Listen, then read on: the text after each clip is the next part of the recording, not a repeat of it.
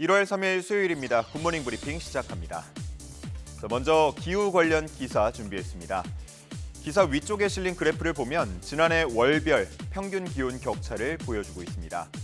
일 평균 기온이 가장 낮았던 날과 가장 높았던 날의 차이를 보면 1월과 11월 또 12월이 20도 안팎으로 벌어지면서 역대 최대 편차를 보였습니다. 가장 더운 겨울이기도 했지만 가장 극단적인 날씨이기도 했다는 말입니다.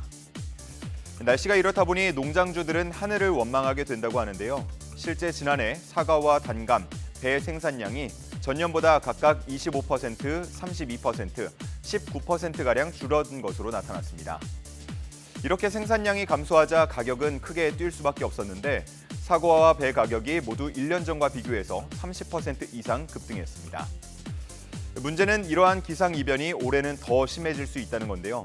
기후변화와 엘니뇨의 영향으로 올해는 지난해보다 더 덥고 더 극단적인 날씨 변화가 나타날 수 있다는 관측이 나오고 있습니다.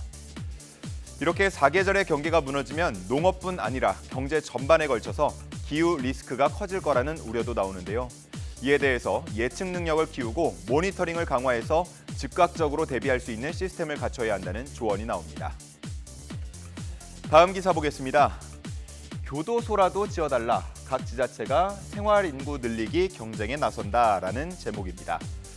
저출산으로 인한 인구 소멸 위기에 빠진 비수도권 지자체들이 생활 인구라는 개념을 꺼내들며 정책 방향을 전환하고 있습니다.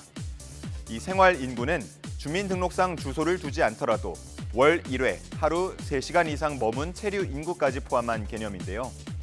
즉 정주하지 않더라도 최대한 오래 머물게 해서 지역 경제 활성화를 유도하겠다는 전략입니다.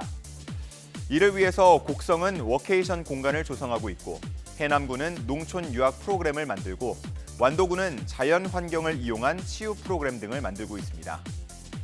그런가 하면 과거에 혐오 시설로 여겨지던 교도소 유치 경쟁에 뛰어든 지자체들도 있다는데요. 교도 간의 가족이나 면회객이 해당 지역을 방문해서 경제 활성화에 도움이 될 수 있다는 판단입니다. 결국 이러한 생활 인구 개념이 잘 정착되면 새로운 인구 대책을 세울 수 있게 되고 각 지방의 성장 잠재력 향상에도 도움이 될 거라는 분석이 나오는데 효과를 거두기 위해서는 정교한 계획이 세워질 필요성이 있겠습니다. 다음 기사 보겠습니다. 선생님 하기 싫어요. 전국 10개 교대 수시 미충원 인원이 총 738명에 달한다라는 제목입니다. 올해 전국 10개 교대 수시 미충원 인원은 작년 492명에서 올해 738명까지 크게 늘었습니다.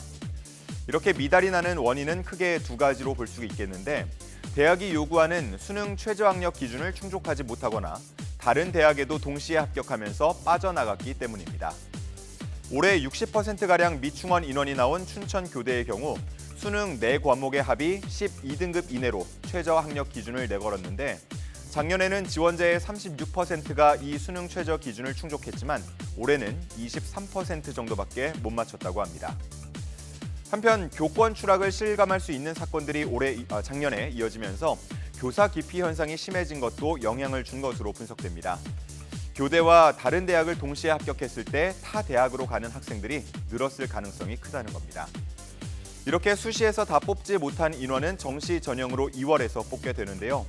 학령 인구 감소, 임용고시 합격률 하락 등으로 인기가 시들해졌다고 평가받는 교대. 과연 정시 입시 결과는 어떻게 나올지 교육계에서 주목하고 있습니다. 마지막 기사 보겠습니다. 위쪽에는 미키마우스 캐릭터와 또 아래쪽에는 곰돌이푸의 친구죠. 호랑이 티거 캐릭터가 보입니다.